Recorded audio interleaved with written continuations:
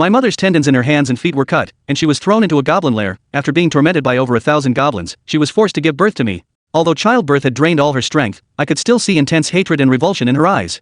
She could not accept that her child was a goblin. Looking at the elven girl before me, I felt deep remorse and wanted to move closer to explain that I meant no harm, but the elven girl showed a look of terror. "Don't come near me. You're not my child could never be an ugly goblin." Those words were like a sharp dagger, pressing down on me until I could hardly breathe. I wanted to do something to make up for the harm I had done to her, but an overwhelming hunger left my body showing signs of weakness. Since my birth I haven't had a chance to eat. If this continues much longer, I will soon starve to death. I glanced at the elf girl trembling beside me and let out a long sigh. Never mind, I might as well starve to death, that would at least lessen the guilt in my heart. But accompanied by a powerful gnawing hunger in my belly, my expression turned agonized, and my body began to move uncontrollably. I kept drawing closer to the elf girl, my mouth instinctively parting, the craving completely taking over my mind. The instant my hand touched the elf girl, her amber pupils grew even more panicked and terrified. I was struck as if by lightning, frozen on the spot. In her pupils, I saw that ugly version of myself. Faced with my actions, the elf girl did not resist. Perhaps she simply had no way to resist. She was still in the weakened period after giving birth. Even moving her body an inch would cause her excruciating pain. Yet she endured the pain and shifted her body slightly backward. Seeing this, I felt as if an invisible knife had been plunged into my heart. I finally realized what I meant to my mother now. I am a descendant of goblins, the goblin offspring who once brought her endless terror. Once I noticed the elf girl's resistance and hatred, it became impossible for me, unlike other goblins, to do something worse than an animal to the mother who had given birth. After all, I had once been human too. I simply couldn't bring myself to do such bestial things. I then crawled to a spot a few meters away from the girl's body and curled up into a ball. From prolonged hunger, my eyelids began to droop and my body slowly started to lean back. I had already prepared myself to meet death, but just as my consciousness began to blur, the goblin cub beside me started crawling quickly in the direction of the elven girl. Just as it was about to reach the elf side, I noticed the movement around me. Seeing the salivating expression on that cub's face, I couldn't help but feel disgusted. "This is my mom, not yours. Even if I don't eat it, I won't give it to you. Get lost." I instinctively let out a sharp, short cry, trying to intimidate the advancing goblin cub. Unexpectedly, the goblin whelp sped up even more when it heard that, as if terrified that a single moment's delay would mean its end. I sneered inwardly at the sight. Perfect timing. I have no kindly pity for these little beasts. To keep myself fully alert, I bit the tip of my tongue hard. The sharp pain snapped me awake instantly and I crawled straight toward the whelp. Although I haven't eaten in a long time, my body is far weaker than the goblin cubs and I'm not as fast, but I have a brain. I didn't rush to collide with the whelp. Instead, at the very moment it was almost about to reach the elven girl, I extended my finger out in front of that goblin whelp. With a soft puff, a sharp claw plunged into the goblin cub's eyes. The goblin cub collapsed in pain, letting out a high-pitched scream, flailing its limbs wildly at the air. His eyes were gouged blind, and a faint red liquid trickled from the corners. I stared at my hands in disbelief. I hadn't expected these claws to be so sharp, to maim the other so thoroughly so quickly. But I had no intention of letting it go. I waited for the right moment, summoned all the strength I had, and with one paw struck his injured area, slamming the youngling until it fainted outright. The other goblin younglings, smelling the blood in the air, stopped shrieking wildly and even ate with restraint. Although this goblin had already passed out, I still didn't stop my attack, continuously striking the other's injured spot with my hand. Originally I had planned to starve to death alone, but now there was someone else to be buried with me. So I vented all the grievances in my heart onto him at once, until my fists could no longer move. Then I stopped. I looked at the goblin cub lying on the ground, motionless, and my mood instantly brightened. If my body weren't so weak, I might have even been confident enough to kill it right then and there. I then instinctively glanced back at the elven girl and found that her look toward me had grown even more terrified. Noticing me looking at her, the elven girl even closed her eyes in panic and began to tremble. At that moment the elven girl was terrified. A newborn goblin cub had already begun slaughtering its own kind. As a human elf girl, she felt an overwhelming terror about this, and even the goblin comrades beside her found it utterly outrageous. Suddenly, a voice came from the cave passage. I looked toward the source of the voice and saw two adult goblins slowly walking toward me. One held a dagger in one hand, and the other held a wooden staff. The goblin holding a wooden staff kept repeating an ancient incantation, then pointed in my direction. If the divination is correct, it should be this brat. The goblin holding the dagger bent over and stared blankly at the goblin broodling I had maimed. This whelp has been slaughtering its kin since the moment it was born. The goblin shaman cast spells on each mother to make them willing to nurse their own offspring instead of strangling them outright. When the goblin shaman walked into the cave where the elf girl and I were, his mind simply shut down. Because, without casting any spell, he saw an elf girl carefully tending to goblin hatchlings.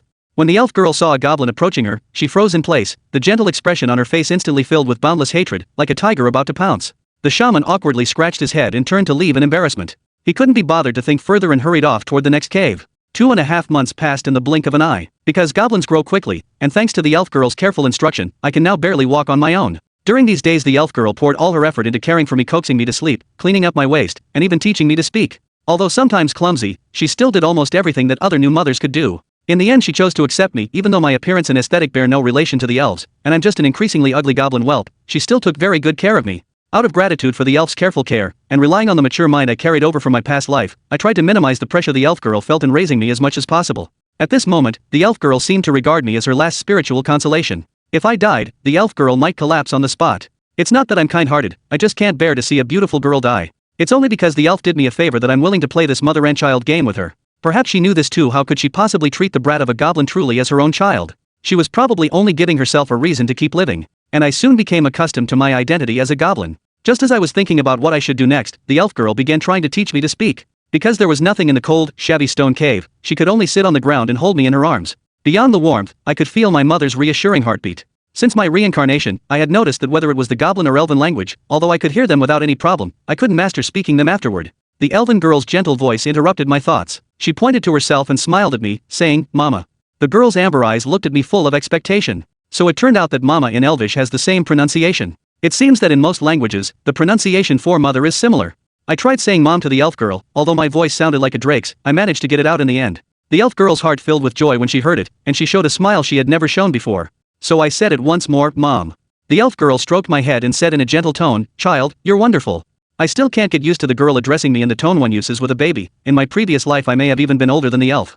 But I've never protested. At night, the elven girl still held me as she always did while we fell asleep. Just as I was about to drift off, I heard the sleep talk my mother used to say. "Mom, the neighbor's little angel Gina is really so cute." I let out a long sigh after hearing that. To be able to say something so innocent, my elven mother must have had a happy, joyful childhood. But now all those beautiful illusions have been shattered. For women, the goblin nest offers only death as liberation. As I was lost in thought, the girl's gentle words disrupted my reverie. "Mom, will I have such a cute child when I grow up?" I stood frozen where I was, feeling as if something had clenched my heart tightly. Tears slowly slid from the corners of my eyes. It wasn't until the heavy drowsiness of late night overcame me that I finally fell asleep.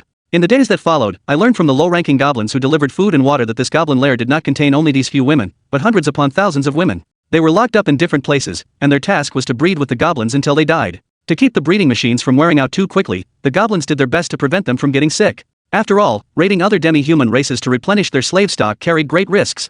Although the government knew what the goblins were doing, it chose to turn a blind eye. Goblin kind is relatively weak and good at hiding. Using high-end forces against them would be a pure waste of resources. Precisely because of this, although goblins who had long coveted the beauty of elves lingered outside the door, in the end they did not force themselves on her. This gave the elf girl and me a relatively peaceful living environment.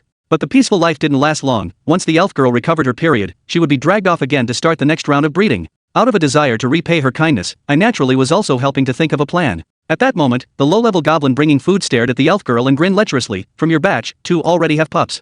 Although the elf girl couldn't understand the language, she guessed the meaning from the goblin's lewd stare. The low-ranking goblin felt bored, turned to me and laughed. "Sansan, cherish your last moments." The elven girl, sensing that the goblin seemed to have said something unpleasant, hurriedly stroked my head. "Don't worry, Mama won't leave you." I silently stared at the tattered wooden door barred by the goblin. Countless women were trapped by this lock of a door, unable to break free, ultimately dying in a tragic cycle of fate. I must change the elven mother's fate and help her break her chains. In the middle of the night, 2 large goblins came near my cave, obsessively sniffing the fragrance emanating from the elven girl. They had long been coveting the elf girl's beauty, but without the shaman's orders they dared not act, and could only watch silently from the side. Damn it, that shaman bastard, he even has a top-tier princess consort, yet he ignores the needs of us lower kin. Besides watching and controlling us, what else can he do? Shut up. Do you want to die? You don't have to tell me, I know. Besides, there's no one here anyway. Unexpectedly, at that moment a rather youthful voice came from behind the wooden door. "You 2 big brothers look troubled." The big goblins were startled. They quickly looked around and finally found me behind the crack of the wooden door. "You little brat, you can talk?" I remember suckling cubs don't yet have the gift of speech. Did some other goblin teach you to talk? No, I taught myself. Well, you're rather clever then. But if you're clever enough, you should know not to tell others about our talk of the king, or I'll tear you apart first. 2 big brothers, your brother wouldn't dare. If I intended to secretly report you, I wouldn't be chatting with you now. Wouldn't that be the same as exposing myself? The reason I disturbed you 2 elder brothers is to ask you to do me a small favor. I will reward you generously afterwards. Such a tiny brat, yet he spoke like a well-read old goblin. He was more polite than the average lowly goblin. "Tell us what you need our help with." Little brother would like to ask the 2 big brothers for a favor, to convey something to Wang. "Actually, I am the goblin sage Wang has been searching for." Big goblin scratched his head after hearing it. "Do you believe this brat is the legendary goblin sage?" "Little brother, I can tell you're truly unusual, but if you're assessed and found not to be a sage, wouldn't that mean we're deceiving the king? That's a grave crime. We couldn't bear that responsibility." Damn, is this the kind of intelligence a goblin should have? Has the other world also started competing? Though I was panicking inside, I pretended to be calm and said, "Sirs, if you don't want to risk the crime of deceiving the Lord, there's another way." Aren't the king's informants everywhere? You two go to a busy place, have a few drinks, and loudly say you happen to overhear a still weaning goblin cub that not only can speak but also claims to be a goblin sage. Treat it as a joke and tell it around. Even if that reaches the king's ears, it won't fall blame on you too. If things go well and I rise to prominence, I'll be sure to reward both of you. The two goblins exchanged glances and thought it really seemed to carry no risk. After all, it takes no real effort, at most it's just telling a joke. If he's truly a sage, then I'd come away with a huge profit. If there's really no loss, why not give it a try? Alright then, little brother, wait here for news. If you truly become wealthy in the future, don't forget that the two of us helped you. A drop of kindness will be repaid with a fountain of gratitude. I will always remember the favor of you two big brothers. Watching the two goblins departing backs, I fell into deep thought. Low-ranking goblins have average intelligence, at least the ones I've encountered so far. Besides being full of garbage thoughts, they think very simply in every other respect, roughly equivalent to a 10-year-old human's intellect. But the elder goblins are different. Their intelligence is almost on par with normal adult humans, with a very mature way of thinking, knowing how to seek benefits and avoid harm and how to weigh risks. These are not the stupid, malicious goblins I knew. By that logic, the higher the status of a goblin, the more developed its intelligence becomes. What kind of godlike existence would the Goblin King in the nest be? I thought I would soon receive word that the Goblin King had summoned me, but 2 days passed and nothing happened. On the 4th day, I suddenly received dreadful news. A goblin shaman burst in and tried to take the elf girl away. I was startled when I heard that. Didn't they say they'd only be taken for breeding after regaining reproductive ability? How could they be taken away so soon? But in any case, I would not stand by and watch my mother being taken away. So I sheltered the elven girl behind me. Please forgive me, great shaman. She cannot conceive right now, it's not the time yet. I beg you to come back after some time. It's true it's not time yet, but that's not up to me. The Goblin Knight has already taken a liking to your birth mother. I think you'd better not meddle. They didn't even give me a chance to negotiate. 2 low-level goblins simply dragged the elf girl toward the outside. At this moment the elven girl was trembling all over, her hands clutching the ground, looking around in terror. Let go of me. I won't be separated from my child. I rushed forward to stop them, but was kicked away by a low-level goblin. Accompanied by the elf girl's scream, I tumbled across the ground several times before I stopped. But I didn't stop. I immediately climbed back up and found that I seemed to be fine. The low-level goblin, seeing I was unharmed, instantly burned with shame and anger and charged at me. The elven girl immediately broke free from her restraints, ran to my side, and held me close. Don't hurt my child. The shaman, seeing this, immediately glared at the low-level goblin. What are you doing? The king said you are not allowed to slaughter the young. I was just teaching that brat a lesson so he would learn to respect us elders. I looked at the elf girl who was protecting me in her arms and said gently to her, don't worry, you don't need to be concerned for me, I will be fine. When the elf girl heard this, she hugged me even tighter. The shaman looked at the mother and child clinging to each other, his expression growing grave. You brat, why protect her to such an extent? She's nothing more than a birthing tool you gave life to. Isn't that reason enough? She is my mother. What mother? Goblins are loyal to the royal line, to the entire tribe, not to breeding tools. Brat, this is my final warning. Your defiance will be a betrayal of the entire goblin people. Humph, that's the best joke I've heard. I never treated scum like you as kin, so why speak of loyalty or betrayal? Kid, since you've chosen to betray us, don't blame me for purging the household. Then he began rapidly murmuring something under his breath. I sensed something was wrong and immediately tore myself free from the spirit girl's arms. I had to interrupt the shaman's casting wind up as soon as possible. I drained the last of my strength and lunged at the shaman who was chanting. Just as the two of them were about to collide, a loud roar suddenly came from outside the door. What do you think you're doing? Don't you know goblins aren't supposed to torture and kill their own kind? With a thunderous bang, both the shaman and I froze in our movements. Everyone turned toward the doorway and saw a goblin clad head to toe in iron armor. I immediately understood the goblin's purpose. The shaman looked at the goblin in puzzlement. May I ask what business the knight has here? The goblin knight ignored him entirely, instead scanning the room before finally fixing his gaze on me. You brat, the king wants to see you tomorrow. Go back and prepare well, present yourself to the king in the best possible way. The shaman was stunned. Sir, he has already betrayed the king. I suggest you execute him immediately. The knight waved his hand impatiently. What betrayal or not, everything follows the king's orders. Do you want to defy orders? Believe it or not, I'll execute you right now. The shaman shrank his neck back and retreated behind 2 low-level goblins. Since this little brat can't move, I'll take the elf over there with me. Seeing this, I immediately shielded the elf maiden behind me. Honorable Sir Knight, may I take my mother with me to see the king? In the current situation, without me here, the elf girl would certainly get into trouble. The shaman immediately panicked upon hearing that won't do. This elf girl is reserved for another night. The goblin knight's patience wore thin. That guy lost interest the moment he found out this elf had given birth. Old man, get out of here right now. The shaman bowed to the knight, then led the low-ranking goblins and fled quickly. After the shaman left, the knight surveyed the elven girl with interest. Little brat, why do you want to take your mother with you?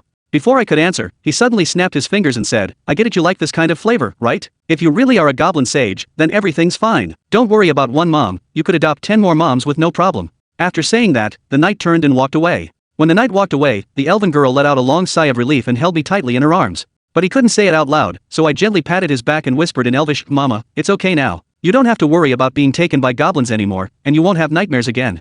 I knew very well that every night after she fell asleep the elven girl would have nightmares begging, sobbing, and sometimes even crying out for her father and mother. This was the trauma etched into her mind for life after the goblins tortured her. And at this moment I only wanted to tell her that the nightmare she feared would never again appear in reality. I didn't hear my mother's reply, I only felt a few warm drops fall onto my back. I gently patted my mother's back, soothing her wounded heart. The elf girl gently wiped her tears with a rag, and pointing to her amber pupil she told me her name was Amber. This is the first time since my birth that I have learned my mother's name. Although the syllable amber was complicated, I tried saying it many times but kept getting it wrong. But the elf girl patiently corrected my mistakes the whole time, and only on the 5th attempt could I pronounce it perfectly. Seeing that, the elf girl showed a faint smile. I had never seen my mother smile like that before tonight. The elf girl's smile was subtle, yet it carried a sweet, refined charm, like a fairy from a wonderland coming to the human world to gain experience. She then pointed in my direction with her finger, murmuring something under her breath. Though she was speaking Elvish and I couldn't hear clearly at first, through my persistent efforts I finally understood what she was saying. He was giving me a name. My name is Nur, which in the elven tongue means light. This is the name the elf girl gave her child, and the one I received when I was reincarnated, a name unique to this world and to my second life. The next morning, Amber and I were led out of the cavern by the Goblin Knights to pay audience to the Goblin King. After several miles or so, we finally arrived at the ancient palace where the Goblin King resided. A delicate red carpet ran from the throne deep within the great hall all the way to the entrance. A Goblin Knight beside me lowered his voice and said, "When meeting the king, you must kneel and prostrate yourself on the ground. Never stare at the king for a long time." I nodded when I heard him, not at all nervous. It wasn't that I looked down on the Goblin King, I simply had confidence in the outstanding mind I once had as a company director who repeatedly saved situations at the last moment. As long as the other party is a reasonable person who can be negotiated with. When he reached a point 10 paces from the throne, the Goblin Knight stopped. He bowed, stepping back to the edge of the red carpet on one side. "Your Majesty, the sage has been brought." I suddenly realized that it was just Amber and me standing in the center of the red carpet. I gave Amber a nervous look, then knelt down and moved forward. Amber blinked in confusion, then imitated me and knelt as well. She had never trusted these goblin lins, but she trusted me. What followed was a brief, unbearably tense silence. The Goblin King's appearance was particularly ugly and loathsome, his face was covered in scars, and the terrifying aura radiating from him made me shiver involuntarily.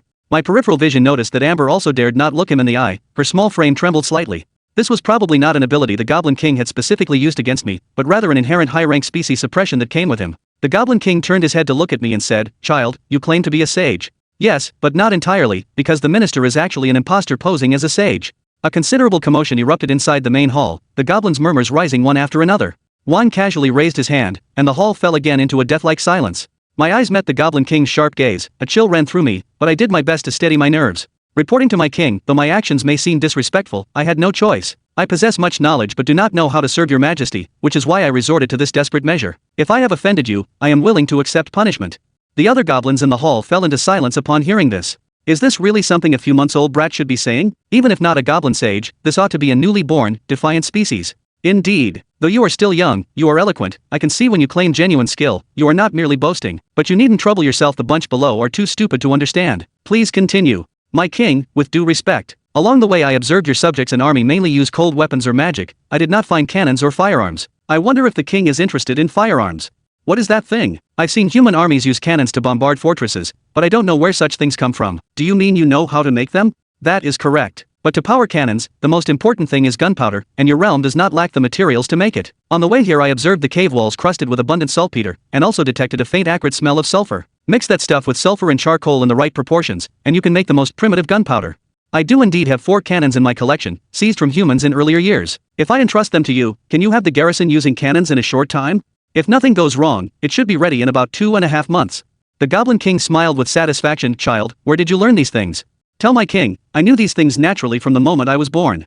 The Goblin King pondered for a moment after hearing this. You're certainly not a goblin sage, but you possess a talent seen once in 100 years. Child, from today onward you will move to the rear hall beside mine and live there. I will personally teach you. The goblins in the main hall instantly erupted after hearing this. What's going on? The king actually intends to take a disciple today. The Goblin King swept a cold glance around, and every goblin immediately fell silent. I will give you 4 maids as a reward, to take care of your daily life. The goblins in the main hall all erupted upon hearing that. If the goblins' previous emotions were mainly confusion, now it was pure envy. Rewards of this magnitude are something most goblins will never encounter in their entire lives. I was already somewhat hesitant, a reward of this scale would be extremely abnormal even in human society. For a hatchling only a few months old, it was even more wrong. But one thing is certain, this reward is definitely a hot potato. If I accept it, then I might become enemies with the other goblins. But if I refuse, that would be like not showing the king face, publicly slapping him in the face.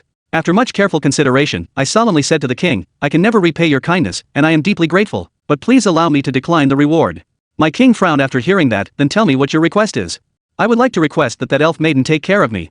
This time not only the goblins in the hall, but even the Goblin King himself looked somewhat surprised. He studied Amber carefully with his gaze, as if trying to determine if there was anything special about her. Compared to me, who defies the heavens, she was clearly just a pretty little elf girl with very ordinary talent. You were actually after your mother, ha ha ha. A coarse, vulgar burst of laughter erupted through the main hall. Out of the corner of my eye I noticed Amber trembling all over, almost about to collapse to the ground. I realized then that mother must have extremely painful memories tied to the goblin's laughter. I quietly took Amber's hand, applying a little pressure and warmth to try to steady her. It will be fine, trust me. The Goblin King waited a moment, then raised his hand to signal for silence. You should know, old man, that I granted you 4 high-level maids. The implication being that this reward was far better than the amber. I waved my hand, report to the king, my mother has always raised and taught me with great care and has looked after me. I want to repay my mother and do not wish to be separated from her. The Goblin King fell silent for a moment after hearing this. If that's the case, then I will grant your birth mother to you. She is now your personal property, you may leave. Upon hearing that, I quickly rose, my heart filled with gratitude. As long as Amber no longer had to be forced to take part in the goblin's breeding, my goal was achieved. After the argument, only the Goblin King and the 2 goblin priests beside him remained in the main hall. The Goblin King sighed softly. Actually, I never expected a goblin sage in the first place. I just happened to hear some brat call himself a sage and wanted a bit of amusement to see what would happen. I didn't expect there to be a real surprise. The 2 priests glanced at each other. Your Majesty, a once-in-a-millennium talent is just rhetoric, right? What is that brat's real talent? There is now a second Goblin King born besides me. 2 tigers cannot share one mountain, a country can only have one king. So, you intend to eliminate a potential threat in its cradle? Then I would hate to part with him as well. Although this fellow is young, his insight and courage are far better than mine and those lazy, good-for-nothing types, and he even knows things I do not. Even without the Goblin King's talent, he is truly a strategist. However, this brat has one more peculiar trait that truly made me stop considering killing him. May I ask, what is the special trait you mean, sir? He understands gratitude and will take the initiative to repay his birth mother. That is unlike other goblins and more like an elven trait. But the Shadow Division also told me that when this brat was born he nearly killed a peer he quarreled with, which means he carries the Goblin King's violent instincts.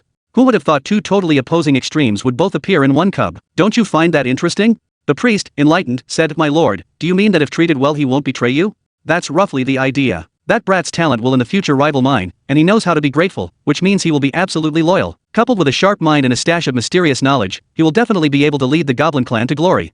In the blink of an eye, a year passed. Through my tireless research, the canon was finally developed. That night, I moved into the rear hall of the old city with Hupo. We slept on a stone bed covered with 2 layers of bedding, and our accommodation was a step up from before. Hupo no longer hid her body with rags, she now had a few barely fitting short dresses and nightgowns. At first, the other goblins had quite a few complaints about how I was treated, but as my excellence gradually became apparent, the vast majority of the goblins fully agreed with the king's decision. Some even joked about calling me the king's adopted son.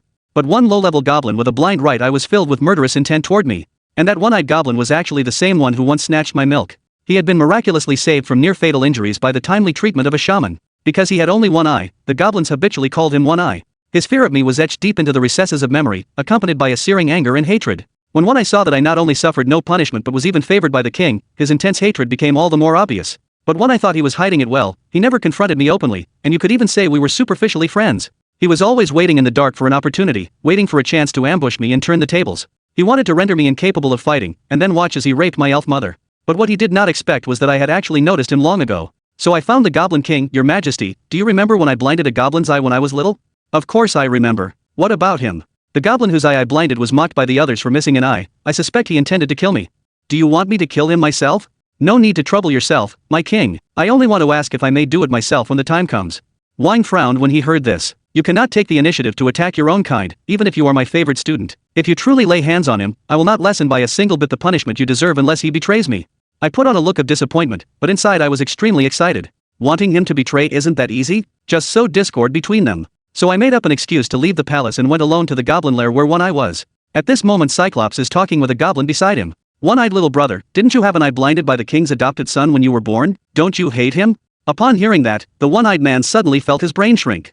That idiot asking a question like that, wasn't it just rubbing salt in his wound? But to avoid revealing his real intent, he found a random excuse to brush it off. I haven't held a grudge for a long time. I was just born then and didn't understand anything. Later he took the initiative to befriend me, and I chose to forgive him. Besides, I've already gotten used to seeing with one eye. If he had blinded both my eyes, I definitely wouldn't have let him off so easily. Good thing you weren't blinded, otherwise you wouldn't even have the chance to drink with us.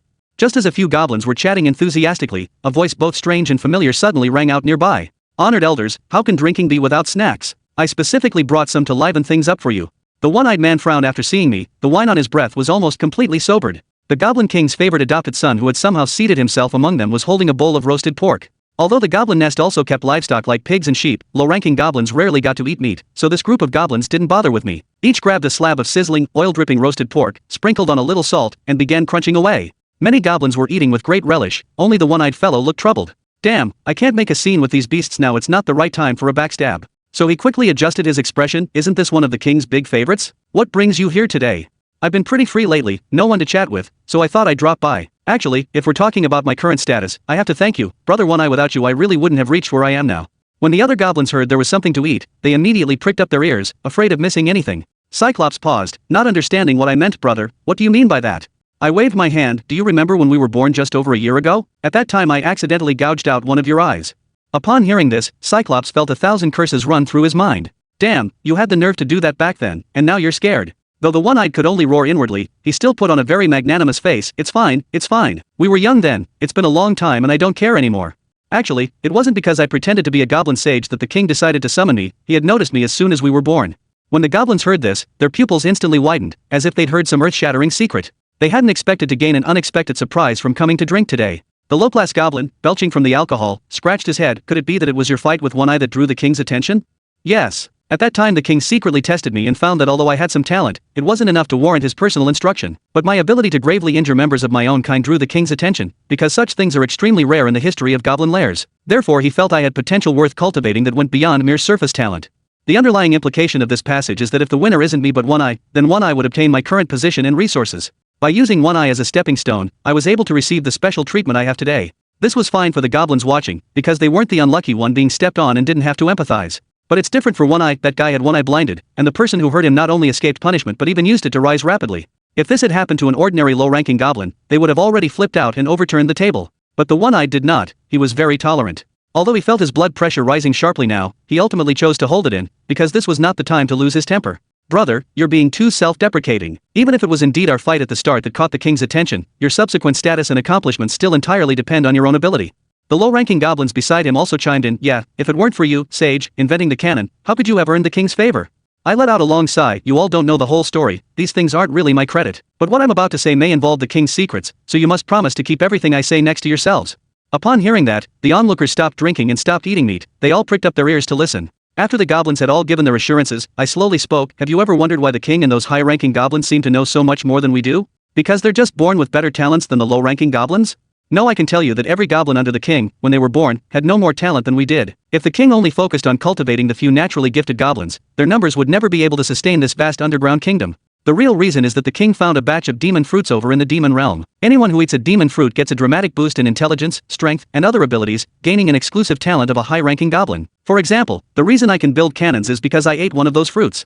Even people in the outside human world don't know these things exist. Once you catch the king's interest and pledge your loyalty, he'll give you a demon fruit and your rise will be assured. As for the day I recommended myself to the king, that was pure theater just to win me some followers. The low-ranking goblins beside him began to ponder. They realized it did seem to be true. I just said that Big Fang clearly isn't much smarter than me, so how did he end up as a goblin knight? Then when we met again he turned his back on me and pretended not to know me. The low-level goblins, in their back-and-forth chatter, were surprised to realize that they had indeed been automatically ignoring this strange phenomenon until my one remark woke the sleepers. Brothers, this is what happens when you eat a devil fruit. You become secretive and guilty. My current position is entirely thanks to the devil fruit, which is why I've always felt especially ashamed toward the one-eyed brother. He was severely injured because of me, yet not only did I escape corresponding punishment, I even attained a position I absolutely didn't deserve. I'm here to offer a sincere apology to the one-eyed brother. I'm sorry. I then bowed deeply. Before One Eye could speak, he was interrupted by the goblins around him. A sage needn't blame himself too much. You've clearly risen above others, yet you haven't forgotten your roots and are willing to humble yourself to apologize to the one-eyed brother. Unlike my wine-and-mead friends who've become utter scoundrels, you're truly a reformed prodigal and worth more than gold. I really envy the one-eyed brother for having such a good friend. When the one-eyed man heard that, his face went green. He felt like these idiots were holding him over a fire, and he had to force a smile. I had already put this matter behind me, but after hearing your heartfelt words, I am even more moved. This friend of yours I, one-eyed, hereby pledge him.